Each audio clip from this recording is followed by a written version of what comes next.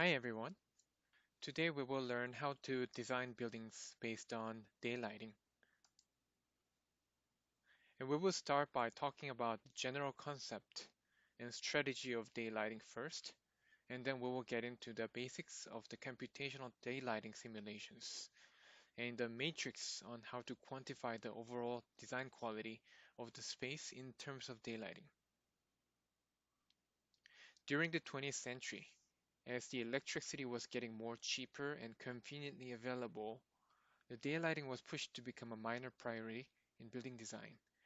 Due to electric and lighting's numerous benefits and conveniences such as flexibility in building planning architecture, especially in urban areas has been a constant battle between spatial efficiency and the quality of living space in terms of its connection to the outside. As a reaction to this trend, a conscious effort for striving for maximum daylighting has been a strong topic for today's architects and planners.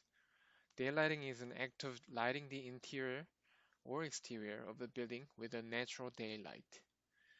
Architects who are adept at harnessing light into the building is held up as a masters of profession, which includes both qualitative and quantitative characteristic of the daylight. Daylighting has numerous benefits. If we maximize the daylighting, there are energy savings due to reduced electric energy usage being used for the lighting. But on top of that, there's more. Workers in contact with daylighting are proven to show increased productions and sales. The numerous research also indicates that the students studying in daylit classrooms show higher test scores and etc. Even before these researches, due to the intuitive preference for more natural light inside the room, there has been a continuous effort to increase daylighting throughout architectural history.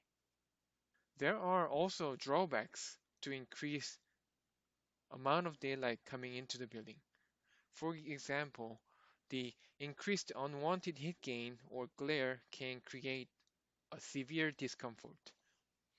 In contrast to the interior electric lighting, using the daylight is very difficult to control and often requires a more considerable initial architectural investment and cost involved in glazing installations and maintenance. Because of these reasons, it is important to stress that more light isn't always better.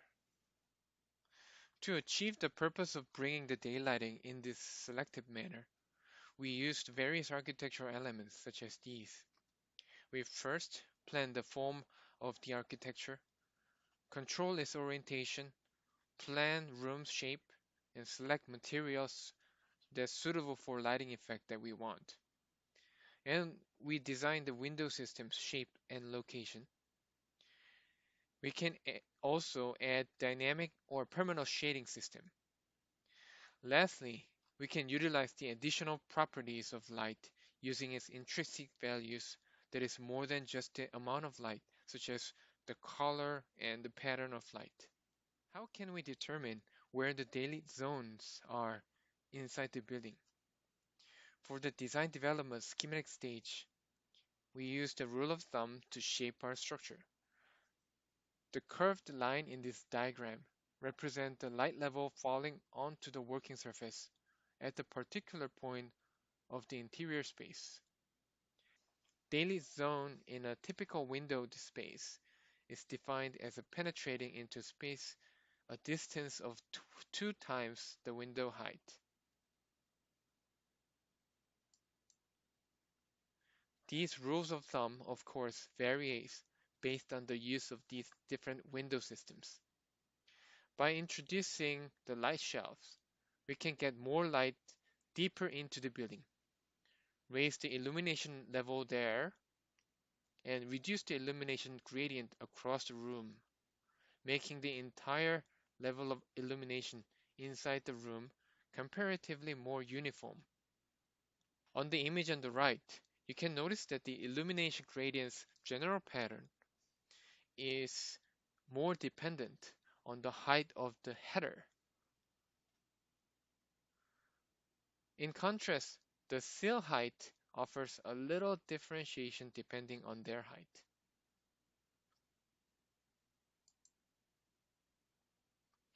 As mentioned before, daylighting's fundamental goal is the same as for electric lighting design. The main one is to avoid excessive brightness ratios and supply somewhat even ambient illumination throughout the space using the daylight.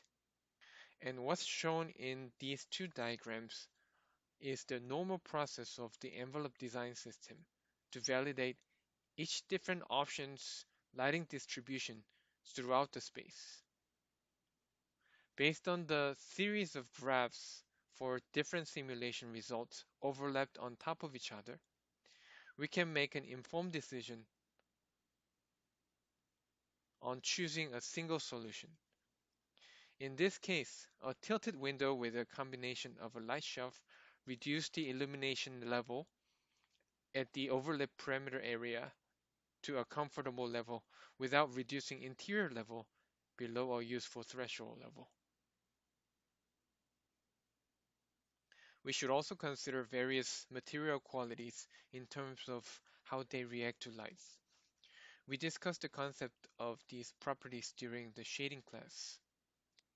If we look into reflectance factor for different properties, the white painted buildings and reflective glazings or metals can reflect as much as 70% of the incident light. In comparison, the lush green grass will reflect only 10%. Another critical property is the light to solar gain ratio for the glazing system. This is the ratio of the visible light transmittance to the solar heat gain coefficient. The higher the LSG ratio means the sunlight entering the room is more efficient for daylighting without heating up too much, especially for summer conditions where more light is desired with less solar gain. The material's surface quality is also an essential factor of material quality in reaction to the light. More matte the surfaces, the incident angle light will react in a more diffused manner. In the contrast, the smooth surface will work as a specular reflector in reaction to incident light.